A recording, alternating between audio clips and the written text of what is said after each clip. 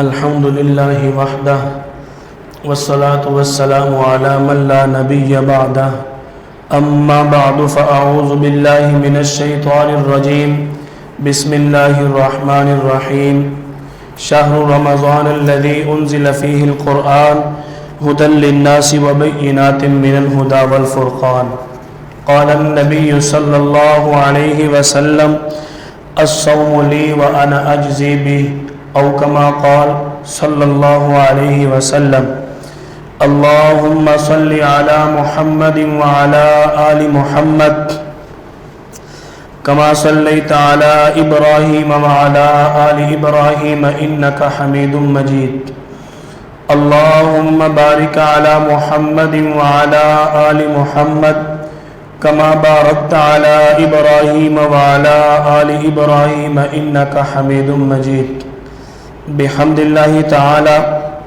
ہم سب کو اللہ تعالی نے ایسا انسان ایک مسلمان بنایا کہ جس کے لیے میرے اللہ نے موقع بموقع وقتاً فوقتاً بندے کی صحت کا، بندے کے لیے اجر کا اور بندے کے لیے برکت کا انتظام فرمایا۔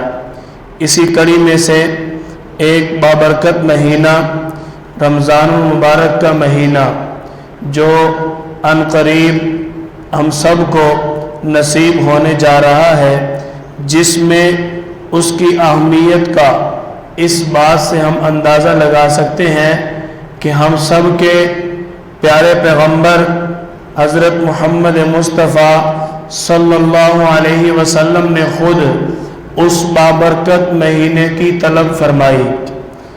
آپ صلی اللہ علیہ وسلم رمضان المبارک کی برکتوں کے بارے میں فرماتے ہیں۔ حضرت سلمان فارسی رضی اللہ تعالیٰ عنہ سے مروی ہے مصنف ابن ابی شیبہ کے اندر کہ نبی کریم صلی اللہ علیہ وسلم نے فرمایا یا ایھا الناس، اے لوگو، تم پر ایک برکتوں والا، رحمتوں والا مہینہ آ رہا ہے جو تم پر برکت کا، رحمت کا سایہ کر دے گا۔ آپ صلی اللہ علیہ وسلم نے فرمایا کہ تمہارے لیے اللہ تعالیٰ نے بخشش کا انتظام فرمایا اس بابرکت مہینہ میں۔ اللہ تعالیٰ نے اس بابرکت مہینہ کے اندر جو ہم پر روزے فرض فرمائے، اس روزے کی فضیلت کے بارے میں نبی کریم صلی اللہ علیہ وسلم ارشاد فرماتے ہیں کہ جو شخص اللہ کی رضا کے لیے روزہ رکھتا ہے اور اللہ کی رضا کے لیے رات کو قیام یعنی نماز تراویح اور تہجد کا اہتمام کرتا ہے، اللہ تعالیٰ اس کے پچھلے تمام گناہوں کو معاف فرما دیتے ہیں۔ نبی کریم صلی اللہ علیہ وسلم نے رمضان المبارک کی برکت اور اہمیت کے بارے میں ارشاد فرمایا کہ رمضان المبارک کے مہینہ میں اللہ تعالیٰ اپنے بندے پر کتنی نگاہ شفقت اور نگاہ رحمت فرماتے ہیں کہ اگر بندہ ایک نفل عبادت ادا کرے گا اللہ تعالیٰ 70 نفلوں کا اجر عطا فرمائیں گے، اور اگر بندہ ایک فرض ادا کرے گا 70 فرائض کے برابر اللہ تعالیٰ اس کو اجر عطا فرمائیں گے۔ ایک حدیث مبارکہ کے مطابق ایک نفل ادا کرے گا اللہ تعالیٰ اس کو فرض کے برابر اجر عطا فرمائیں گے، اور اگر ایک فرض ادا کرے گا تو 70 فرائض کے برابر اس کو اللہ تعالیٰ اجر عطا فرمائیں گے۔ روزہ کی فضیلت نبی کریم صلی اللہ علیہ وسلم نے فرمایا کہ میری اس امت کی 5 چیزوں میں خصوصیت ہے جو اس سے پہلے اللہ تعالیٰ نے کسی امت کو نہیں عطا فرمائی۔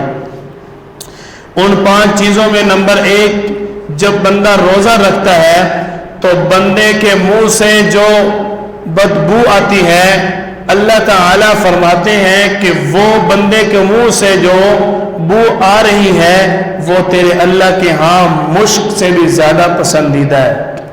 اللہ تعالیٰ بندے کو روزہ رکھنے کی وجہ سے اتنا بڑا اجر عطا فرماتے ہیں۔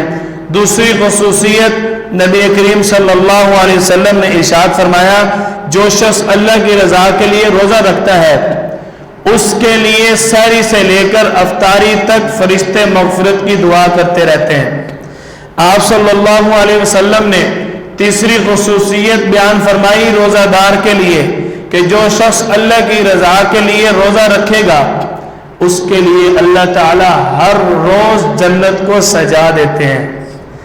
جو اللہ کی رضا کے لیے بھوکا رہتا ہے، اللہ کی رضا کے لیے روزہ رکھتا ہے، آپ صلی اللہ علیہ وسلم فرماتے ہیں اس کو اللہ کی طرف سے میرے امتی ہونے کی وجہ سے یہ خصوصیت حاصل ہے کہ وہ رمضان مبارک کا مہینہ شیطان کے شر سے محفوظ رہے گا، کیونکہ اللہ تعالی رمضان مبارک کے مہینہ میں شیطان کو قید کر دیتے ہیں۔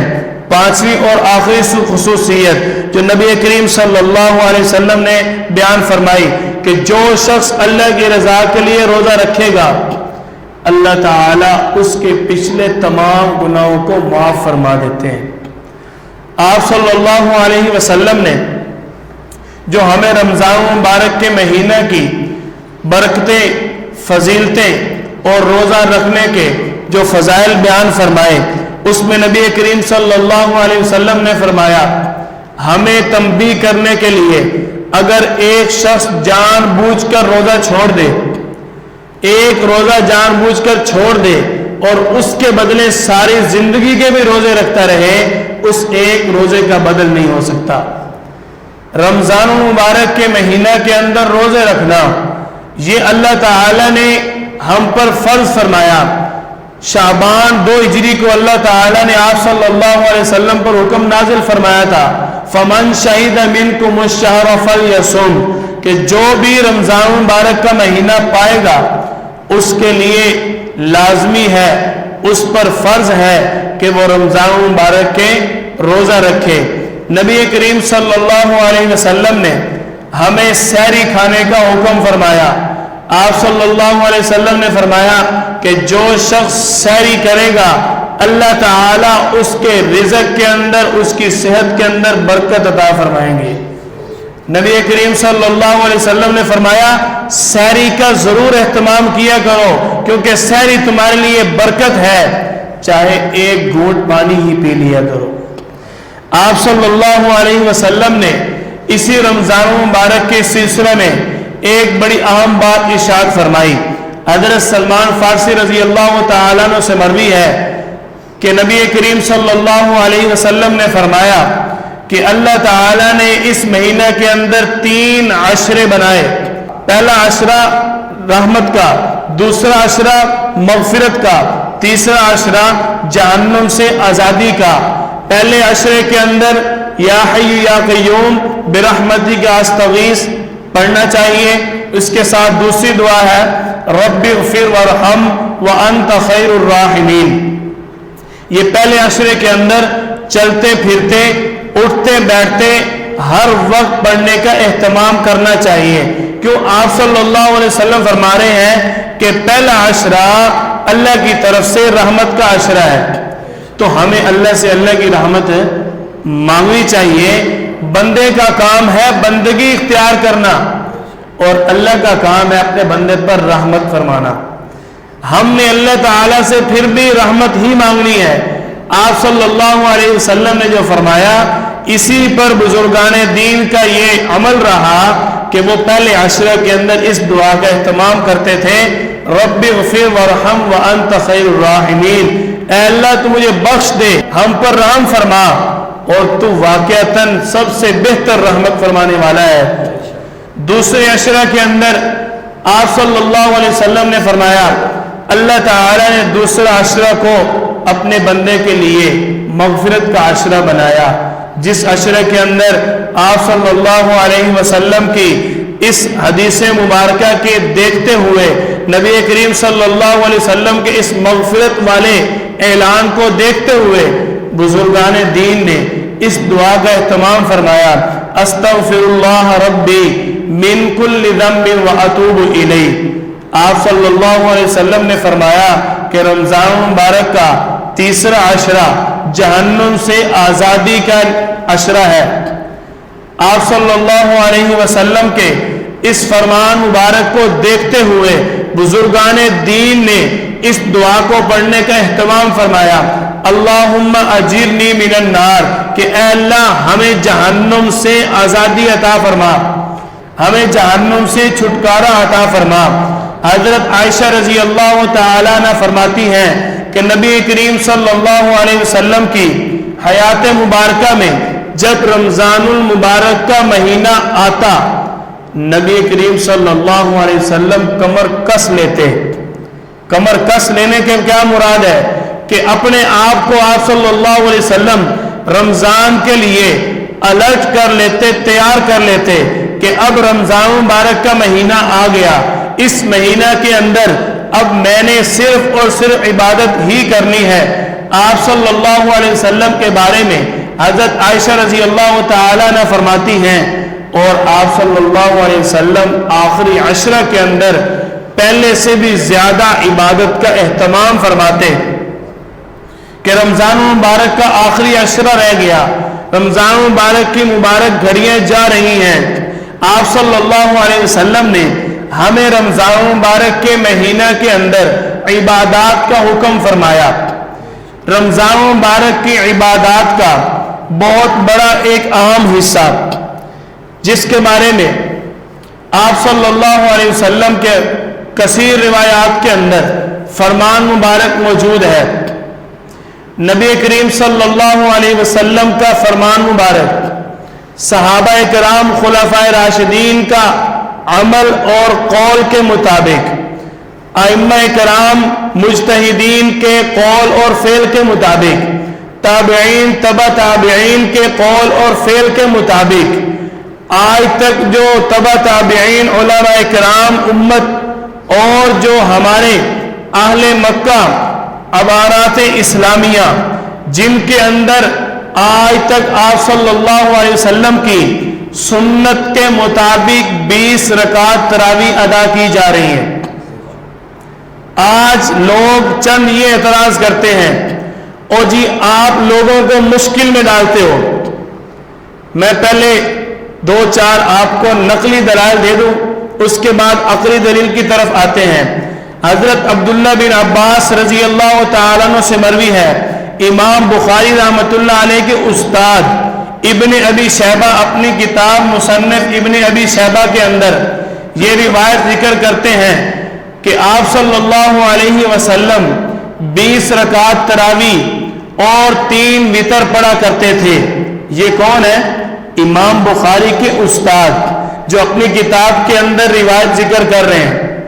دوسری حدیث مبارکہ حضرت جابر بن عبداللہ رضی اللہ تعالیٰ عنہ سے مروی ہے کہ نبی کریم صلی اللہ علیہ وسلم رمضان المبارک کے مہینہ کے اندر 20 رکعت تراویح پڑھا کرتے تھے۔ حضرت ابی بن کعب رضی اللہ تعالیٰ عنہ فرماتے ہیں کہ ہم حضرت عمر بن خطاب رضی اللہ تعالیٰ عنہ کے دور میں، حضرت عثمان بن عفان رضی اللہ تعالیٰ عنہ کے دور میں، سیدنا علی المرتضیٰ شیر خدا رضی اللہ تعالیٰ عنہ کے دور مبارک میں 20 رکعت تراویح ادا کیا کرتے تھے۔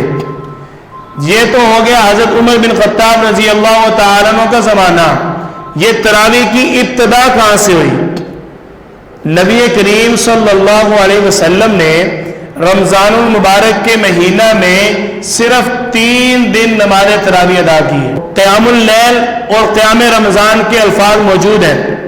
حضرت عمر بن خطاب رضی اللہ تعالیٰ عنہ کے دور میں بھی، حضرت عثمان بن عفان رضی اللہ تعالیٰ عنہ کے دور میں بھی، حضرت علی رضی اللہ تعالیٰ عنہ کے دور میں بھی، اور ان کے بعد بھی 20 رکعت تراویح کا عمل چلتا رہا۔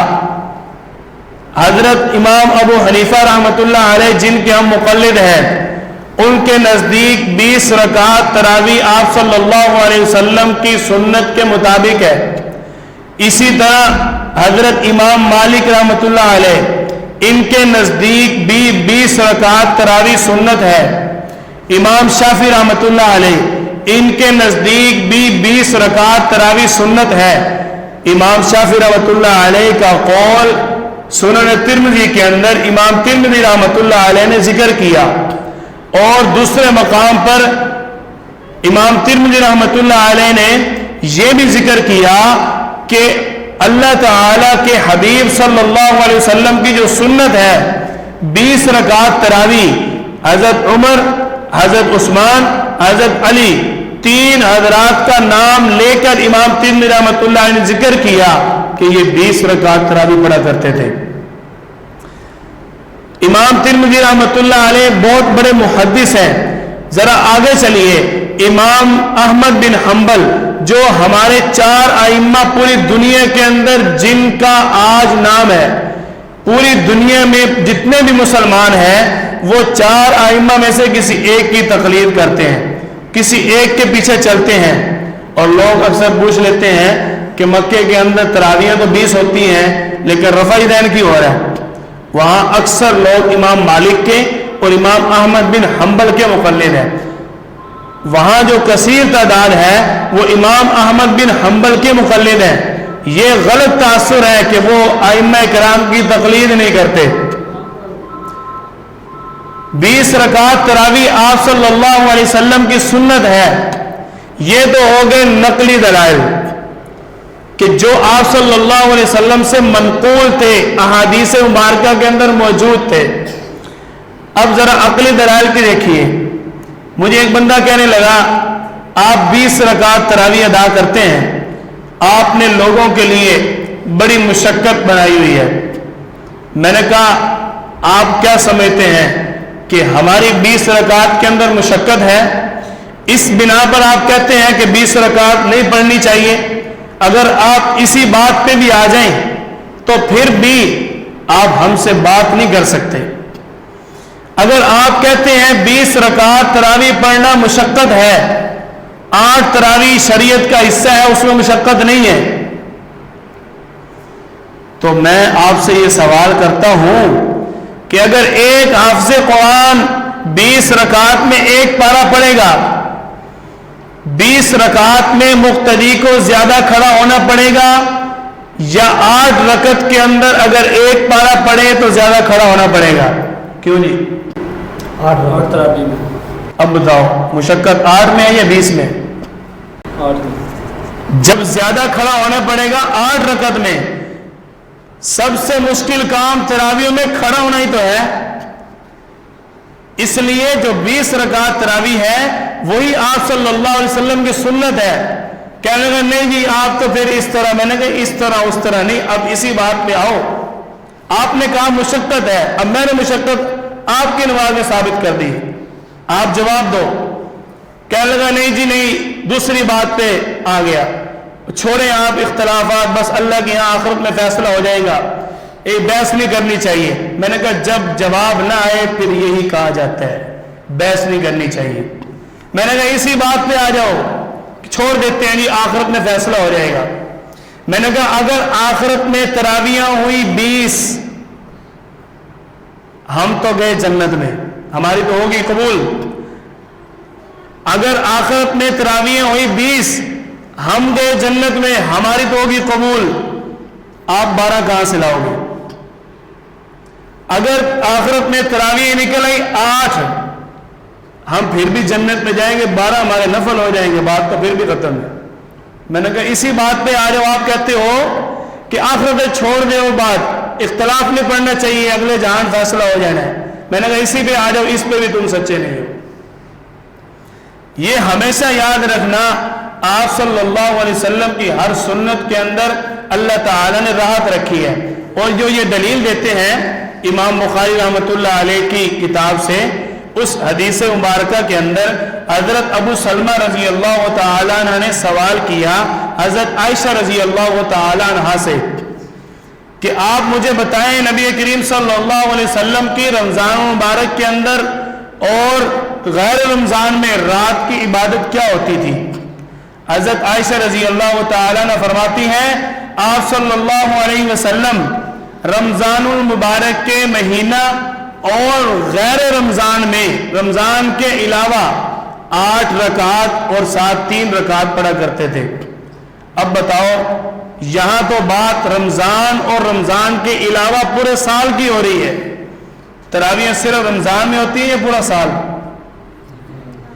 تو پھر اس حدیث مبارکہ سے تو آپ صلی اللہ علیہ وسلم کی تراویح ثابت بنتی نہیں ہے کہ آپ صلی اللہ علیہ وسلم اپنے پورے سال کا عمل بتا رہے ہیں۔ اور دوسری بات اپنی طرف سے آپ کو بتا دیتا ہوں کہ حضرت عائشہ آپ صلی اللہ علیہ وسلم کی گھر کی عبادت کی گواہ ہے. حضرت عائشہ آپ صلی اللہ علیہ وسلم کی گھر کی عبادت کی گواہ ہے. اور اگر نماز تراویح کے بارے میں پوچھنا ہے وہ مسجد کی عبادت ہے. آپ صلی اللہ علیہ وسلم نے مسجد میں وہ ادا کی. نماز تراویح آپ صلی اللہ علیہ وسلم مسجد میں ادا کی. اگر اس کے بارے میں پوچھنا ہے تو صحابہ کے پاس آؤ. صحابہ فرما رہے ہیں, حضرت عبداللہ بن عباس, حضرت جابر بن عبداللہ رضی اللہ عنہما, وہ تو فرما رہے ہیں کہ آپ صلی اللہ علیہ وسلم 20 رکعت تراویح پڑھا کرتے تھے. اس لیے اب رمضان مبارک کا مہینہ آ رہا ہے, شیطان تو ہو جائے گا قید, لیکن جو خناس ہے وہ قید نہیں ہونا. من شر الوسواس الخناس, یہ وسوسہ جو آئے گا نا اس نے قید نہیں ہونا, اس سے آپ نے ہر لمحہ بچتے رہنا ہے. یہ ظاہراً تو آپ کو دیکھو اللہ تعالی نے شیطان سے بھی بڑے ہیں. یہ ایک تو شیطان ہے نا, وہ بندے کو نیکی کی طرف جانے ہی نہیں دیتا. شیطان بندے کو نیکی کی طرف جانے نہیں دیتا, اور وہ شیطان سے بھی بڑا ہے جو نیکی کو گناہ بنا کر کروا رہے. کہہ یہ رہا ہے کہ 8 رکعت عبادت ہے, حالانکہ وہ 8 رکعت عبادت نہیں ہے. عبادت کتنی رکعت ہیں؟ 20 رکعت. اس لیے رمضان مبارک کا مہینہ اب آ رہا ہے, لوگوں نے آپ سے الٹے پلٹے سوال کر کے آپ کو پھنسانے کے لیے, پھسلانے کے لیے, پریشان کرنے کے لیے سوالات کرنے ہیں. آپ ہمتاً ہر وقت تیار رہیں. بحمد اللہ تعالی ہمارا جو اہل سنت والجماعت کا موقف ہے, عقیدہ ہے, اس پر ہمیں 100% اعتماد ہے, اور الحمدللہ ہمارے پاس اس پر 100% دلائل بھی ہیں. لیکن ہم بات اس لیے نہیں پہلے چھیڑتے کہ جس نے ہمیں چھیڑنا ہے اس کو ہم نے چھوڑنا نہیں ہے, اور ہم نے پہلے کسی کو چھیڑنا نہیں ہے. یہی ہمارے اکابرین نے ہماری تربیت کی ہے. اللہ سے دعا کرتے ہیں اللہ تعالی ہم سب کی تمام عبادات کو آپ صلی اللہ علیہ وسلم کی سنت کے مطابق ادا کرنے کی توفیق عطا فرمائے, اور آپ صلی اللہ علیہ وسلم کی سنت والے اعمال ہی ہمارے قبول فرمائے. وآخر دعوانا ان الحمد للہ رب العالمین.